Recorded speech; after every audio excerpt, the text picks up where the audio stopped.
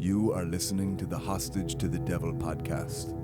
Some listeners may find this content disturbing. As far as the need for an exorcism, or my realization that I needed one, it began here when we moved into a haunted house, and we had a few issues and things, and I had a lot of paranormal experiences in the past, but I didn't really think too seriously of it.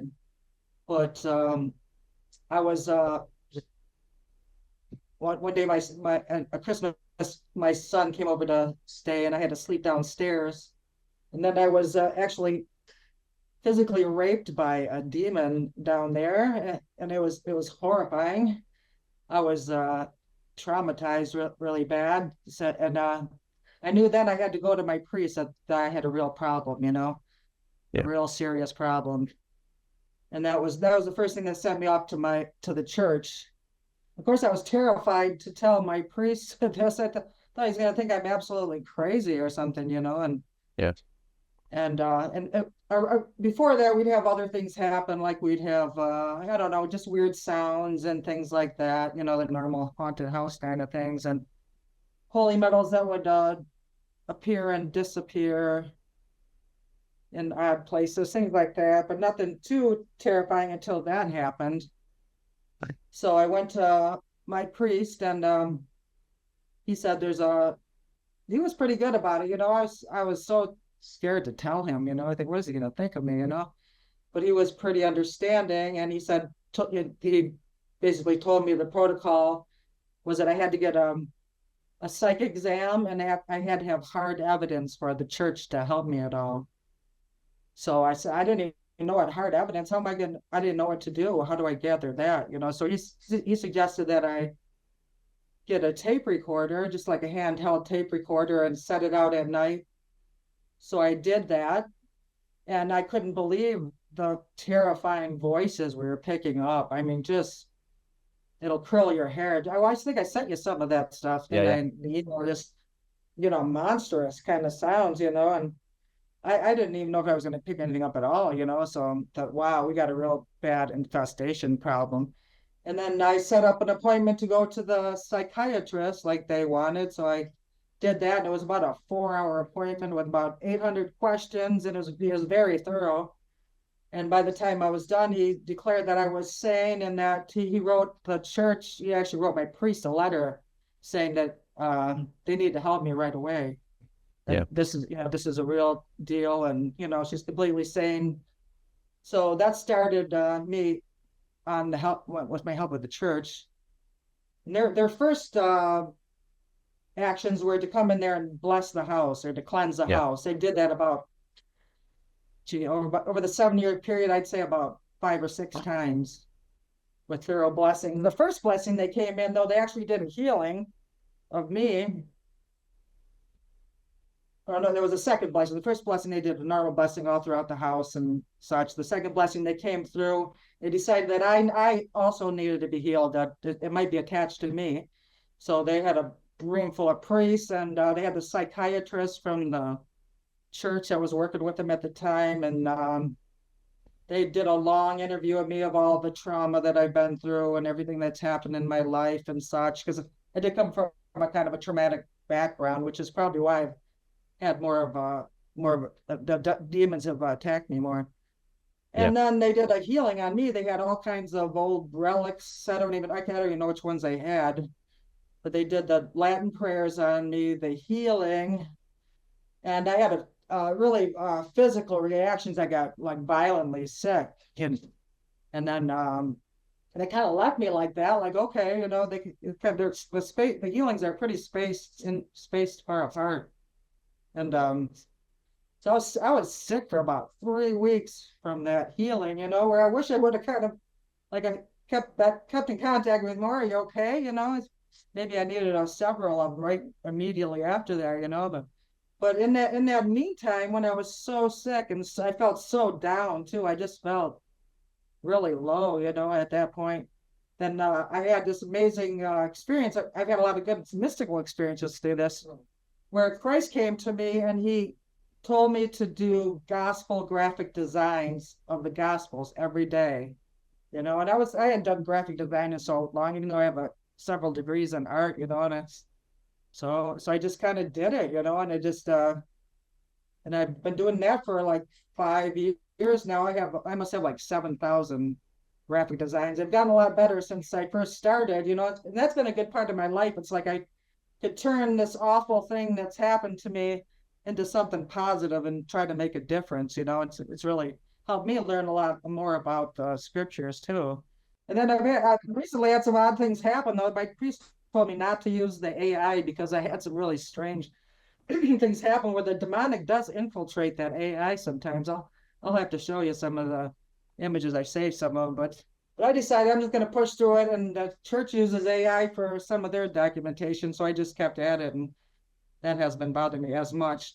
But after that, I was okay for a while, but then we're getting a lot of strange noises in the house and voices. We'd hear people arguing, and I'm not sure if that was just residual. It's an old house or demonic or what, or if it's a mixture of both.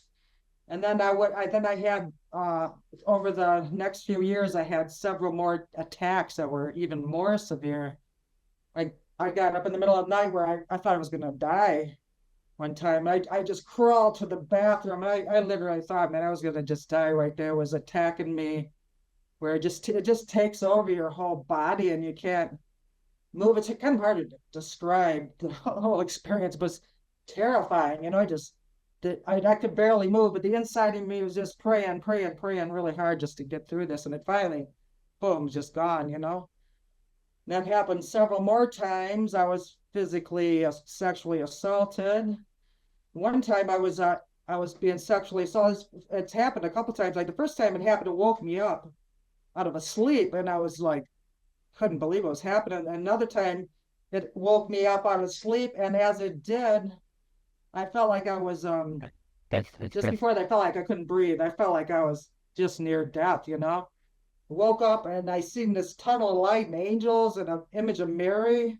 I've seen other forms that are saintly like forms too, but my priests are always warning me, well, it could be demonic or whatever, because sometimes it can pose. But in the situations that it came in, like saved me from that terrible rape or, inspired me to do the gospel graphic designs, to me, that seems like that's a good thing, but and then also, I was a few years later, I had to go just going through the back and forth and periodic healings. They pull me into the church and various churches around here and do the Latin prayers and the healings and ask me a lot of questions.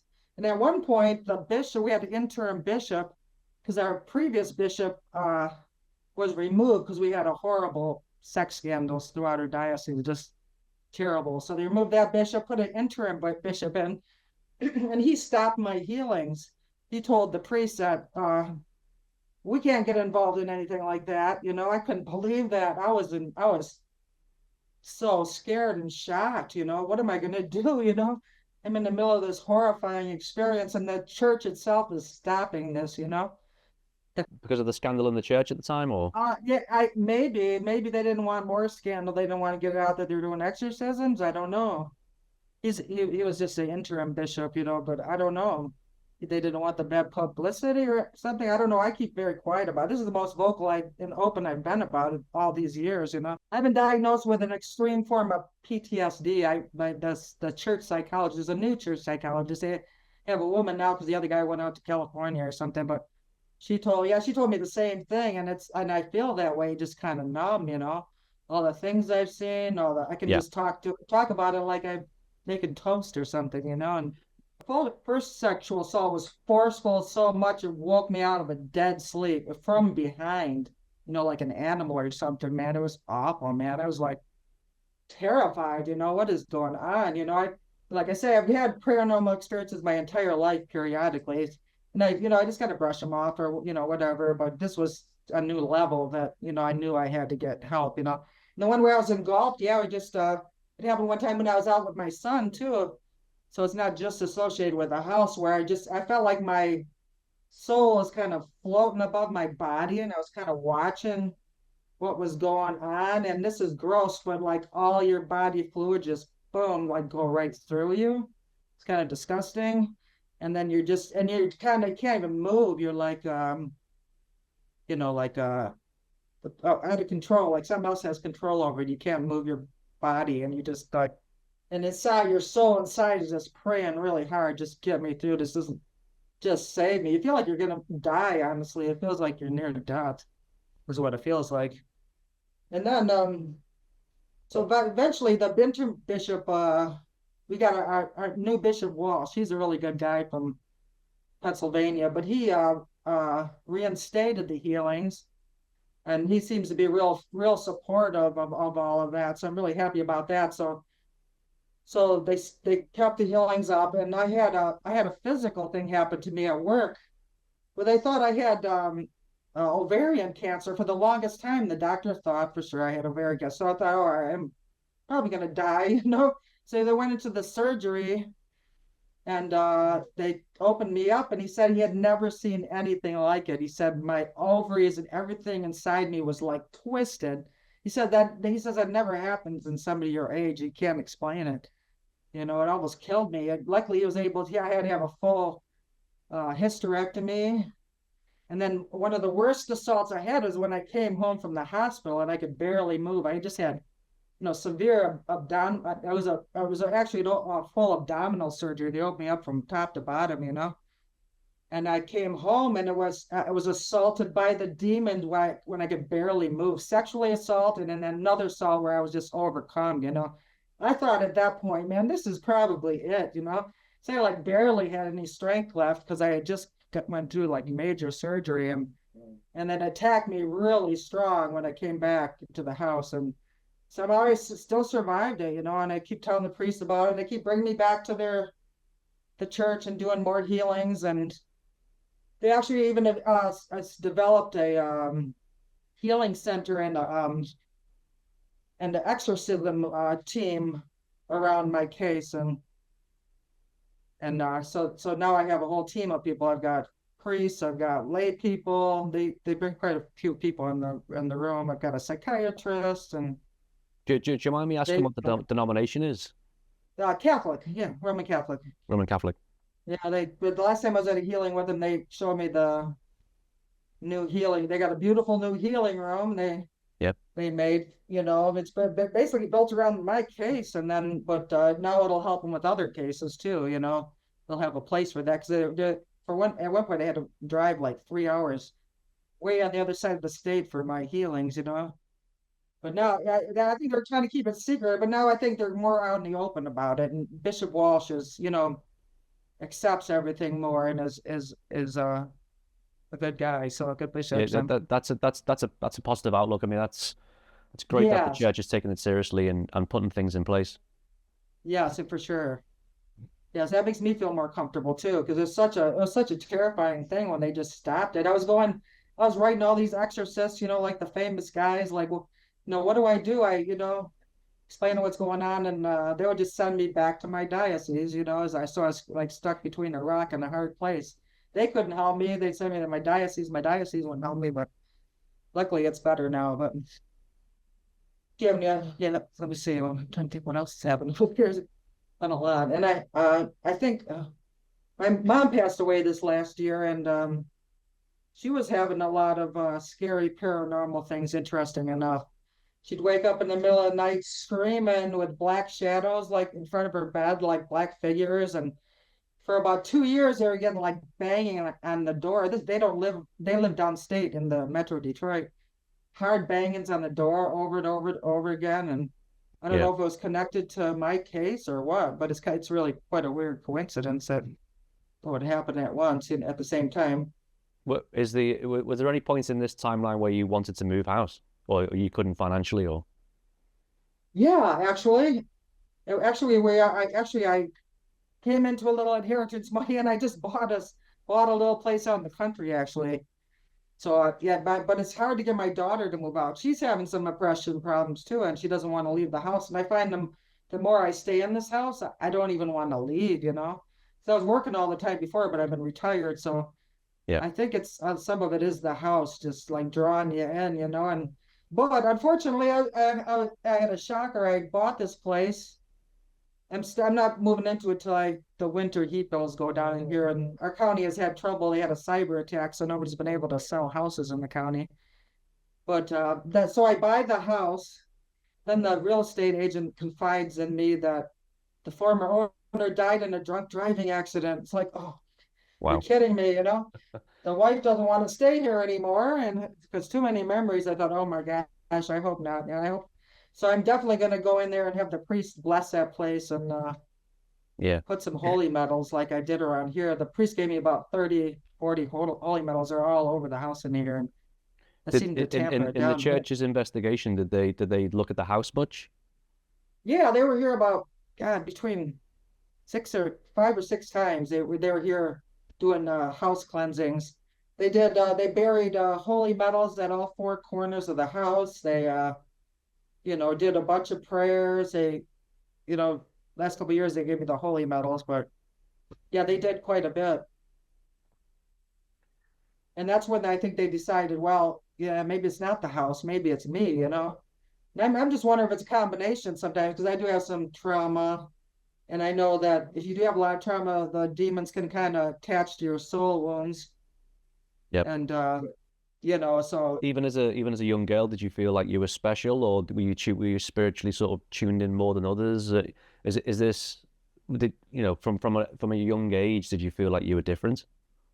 yeah, I always felt more spiritually tuned in for sure. Even now, I can my intuition. It feels like it's gotten stronger. Even like I'll know things that happen before they happen, or even insignificant things. And even this house, I dreamed about it for years before we even moved in it.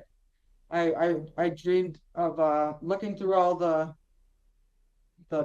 rooms in the house and over and over and over again. And when we bought the house, I couldn't believe it. It's like heavy deja vu because this is the house had been dreaming about for years. And yes, yeah, I have. And then we'd have some paranormal things happen at the childhood home too, a few things. But yeah, I feel well, even since I've gone through this, I feel more aware than ever. Like that's always around, the good and bad part of the spiritual world. It just feels Yeah. more of a reality for sure. Can you bring the audience into the room when the rites of exorcism is happening? And I know you call them minor exorcisms, but the rites of exorcism is happening. Can you talk the audience through what is going on inside you at the time? Yeah, the one here at home, Yeah. I was kind of scared and terrified and embarrassed that a lot of the priests want your kids there, and I didn't really particularly want. Some priests don't, some do, but at the house here, they want them here. So I didn't really. That was kind of awkward. I felt awkward, embarrassed, vulnerable, but hopeful too. Hopeful that maybe something could be done. I didn't expect to get so sick from the first one. I got really ill, and that's where I think, they're trying their best. They're just fairly new at it, Yeah. these guys at that time. And I think really they should have kept at it one after another, and so I felt like I was kind of put in that state and like kind of left to flounder for a while, but they can't babysit me 24 hours a day either. A lot of this you have to kind of deal with it yourself, and Yeah. How would you, in your own words, describe demonic oppression? I'd say it attacks your emotions real heavy, your traumatic memories. It gives you a kind of depression, anxiety. You can see terrifying things, whether they're real or not. Some people think, well, that the demons just play with your mind and that your mind is seeing it. But I've seen a lot of horrifying.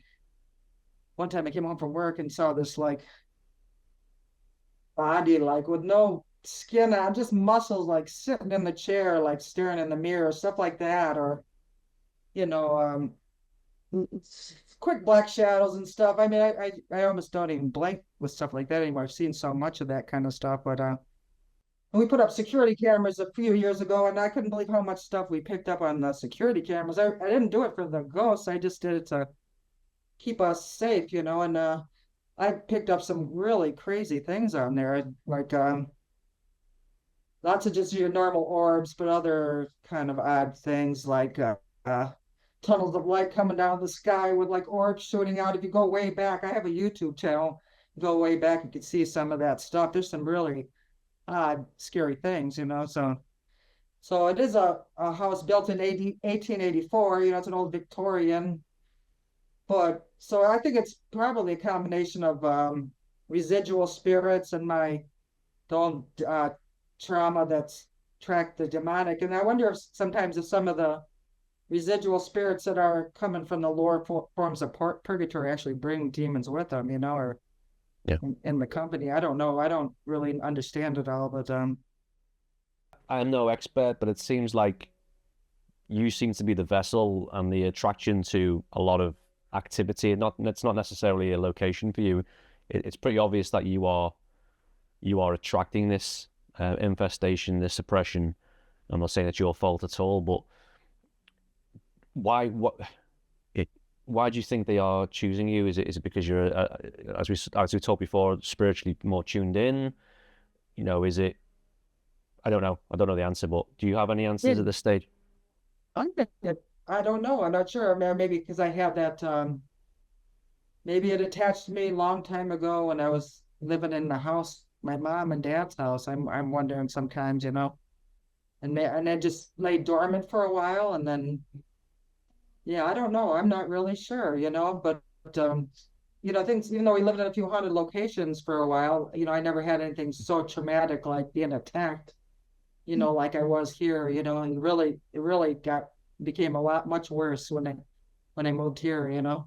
So obviously, whenever you move into this new place, I think you will get the answers that you're looking for in a sense of whether this is a location-based entity or is it attached to you as a person. So, you know, I really hope it's gonna leave you alone. I mean, it feels like you have been taunted and oppressed for a long time. So, and it is really positive that the Catholic Church in the diocese that you live in is taking this seriously and are also open to learning about this ministry. I'm not saying it's a new thing, but I'm glad to hear that they are learning and opening doors and forming a very sort of tight team of layman people and psychologists and bishops, etc. So that's a positive, really, moving forward. Yeah, definitely is very positive, right? Did you find that when the team came to the house and they did the blessings, did you feel like the activity increased or amplified because of that, or did you feel like it went quiet for a while and then sort of came to the surface again? When they first did it, that would kind of increase the activity. We'd get a lot of banging on the doors and stuff, and then after a while, it just seemed to just maintain about the same. It seemed when they gave me all the blessed holy medals, that seemed to tamper it down a bit and help a little bit. Although I still get all the crazy stuff on the cameras all the time, it hasn't really harmed anybody for a while. I even remember the photograph you sent me of your son. It was in the window when the sun goes. Oh yeah, that's from a long time ago. That's from the tribal houses, right? A weird face popped up, and then if you look behind it, like behind that first face, there's another scary face, like right behind that. And I've got a couple other ones where there's like white forms like in front of my youngest son. And we moved in that house, tribal rental. It's a beautiful property. It's in by a trout stream by Torch Lake. It's like one of the most beautiful lakes in the world, you know, and a pond. So I thought, wow, right, we had the jackpot. We get to rent this place. You know, I remember hearing on the phone when I was calling her, like in the background, we got to get somebody in that house, you know. And I thought, what you talking about? You know, so we moved in there and it was crazy. Yeah, we just we get a lot of poltergeist type of things with like Legos that would one night they were flying through the air so fast. They're so fast that you can hear like a sound, you know, like a whir sound and just whipping through the room. And like the lazy boy chair would slide across the room, the shoes were flying, and one of the strangest things that ever happened there was the baseball. So that was the same night with the Legos. Actually, I was with Wayne, my ex, who is that's another longer story. He has a involvement with the church too. But anyways, so we decided that we're not sleeping downstairs. We're sleeping upstairs. It's too terrifying. So we're laying in bed, and all of a sudden we hear bump bump bump bump bump bump bump bump. and we couldn't figure out what it was. So we went to sit at the top of the stairs, and the baseball, my kid's softball, was being thrown up the stairs by itself and bouncing down. It was the craziest thing, you know. So then Wayne decided he's gonna. So then it disappears, and Wayne decides he's gonna find it, and he's looking all over the house. He couldn't find it, and we just stayed. So we're pretty terrified. We didn't know what to do. Like, who do you call? You know. So we went and laid in bed upstairs, and it started again. It was like all night long, and I finally passed out. He said it stopped at, or no, my son, he was awake playing video games. He said it finally stopped when the dawn hit, when the first light of day hit. It finally stopped, and that was really terrifying.